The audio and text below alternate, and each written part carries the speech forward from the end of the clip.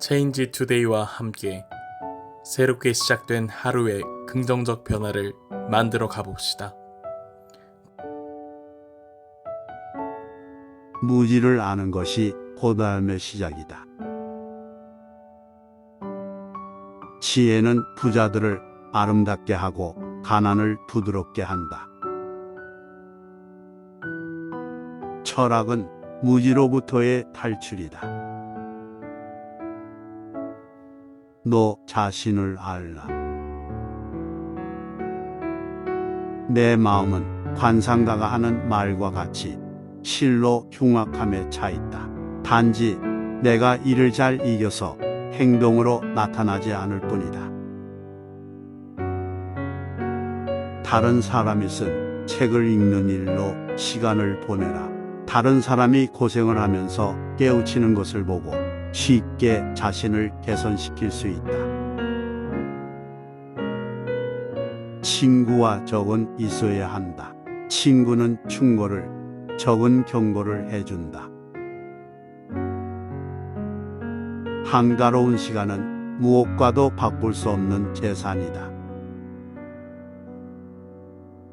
한 가지 일에 착수하면 중도에서 그만두지 말고 열심히 완벽을 기할 때까지 힘들여 완성토록 하라.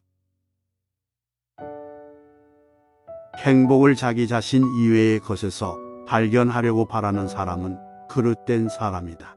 현재의 생활 또는 미래의 생활 그 어느 것에 있어서나 자기 자신 이외의 것에서 행복을 얻으려는 사람은 그릇된 사람이다. 회의는 철학자가 감지하는 것이며 철학은 회의로부터 시작된다. 가장 나쁜 사람이 누군가?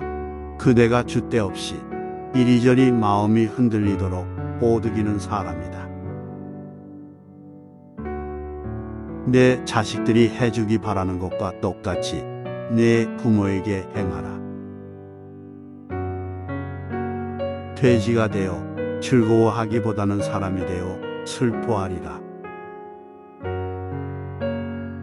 만족은 천연의 재산이다. 그 사람보다 내가 지혜가 있다. 왜냐하면 그 사람도 나도 아름답고 선한 것에 관해서는 아무것도 모르는 것 같은데, 그러나 그 사람은 모르면서도 무엇인가 아는 것처럼 생각하고 있고, 그와 반대로 나는 아무것도 모르기 때문에 그대로 모른다고 생각하고 있다. 그래서 나는 모르는 것을 모른다고 생각한다는 바로 그 조그만 점에서 그 사람보다는 내가 지혜롭다 할 것이다. 나는 단 한 가지 사실만은 분명히 알고 있는데 그것은 내가 아무것도 알지 못한다는 것이다. 나의 집이 비록 작더라도 진정한 친구로 채울 수만 있다면 만족하겠노라. 많은 사람들이 그 무엇보다 쾌락을 구하지만 그 쾌락을 충분히 얻지 못하고 있다. 말 타는 기술을 늘리려면 사나운 말을 골라 타야 한다. 사나운 말을 탈 수 있게 되면 다른 말을 다스리는 것은 쉬운 일이다. 내가 악처를 견뎌낼 수 있다면 아마 이 세상에서 다루지 못할 사람은 없을 것이다. 가장 빠르게 덕이 높은 인간이 되기 위한 최선의 방법은 그렇게 되도록 자신의 수양을 쌓는 일이다. 덕이 높은 사람들을 보면 그들은 모두 스스로의 노력에 의하여 위대해졌다는 사실을 알게 될 것이다. 가장 적은 욕심을 갖고 있기 때문에 나는 신에 가까운 것이다. 각자의 건강에 주의하라. 살이 분별이 있는 인간이 운동과 식사 문제에 주의해서 무엇이 자기에게 좋고 무엇이 자기에게 나쁜 것인가 하는 것을 의사 이상으로 잘 알아야 한다. 결혼하는 편이 좋은가 아니면 하지 않는 편이 좋은가를 묻는다면 나는 어느 편이나 후회할 것이라고 대답하겠다. 국가란 어머니와 같은 것이다. 인간은 자기가 갇혀있는 감옥에 문을 두드릴 권리가 없는 죄수다. 인간은 신이 소환할 때까지 기다려야 하며 스스로 생명을 끊어서는 안 된다. 인생은 사는 것이 중요한 문제가 아니라 바로 사는 것이 중요하다. 인생의 시초는 곤란이다.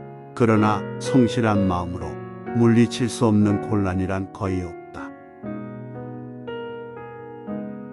우리가 만일 국법에 복종하지 않는다면 그것은 삼중의 부종을 범하는 것이 된다. 곧 자기 삶을 부여한 자에게 복종하지 않는 것이요, 자기를 양육한 자에게 복종하지 않는 것이요, 복종하기로 약속해 놓고 이에 복종하지 않는 것이다. 우리가 존중해야 하는 것은 단순한 삶이 아니라 올바른 삶이다. 이별의 시간이 왔다. 우린 각자의 길을 간다. 나는 죽고 너는 산다. 어느 것이 더 좋은가는 신만이 안다. 이 세계는 정의에 의해 존재한다. 정의가 없다면 이 세상에 어떤 피조물도 존재할 수 없다. 이젠 그만 둡시다. 떠날 때가 되었으니 나는 죽기 위해서, 여러분은 살기 위해서. 그러나 우리들 중에 어느 편이 더욱 좋은 일을 만날는지 그건 신밖에 아무도 모릅니다. 부자가 그 부를 자랑하더라도 그 부를 어떻게 쓰는가를 알기 전에는 그를 칭찬해서는 안 된다. 사냥꾼은 개로 토끼를 잡지만 아첨자는 칭찬으로 우둔한 자를 사냥한다.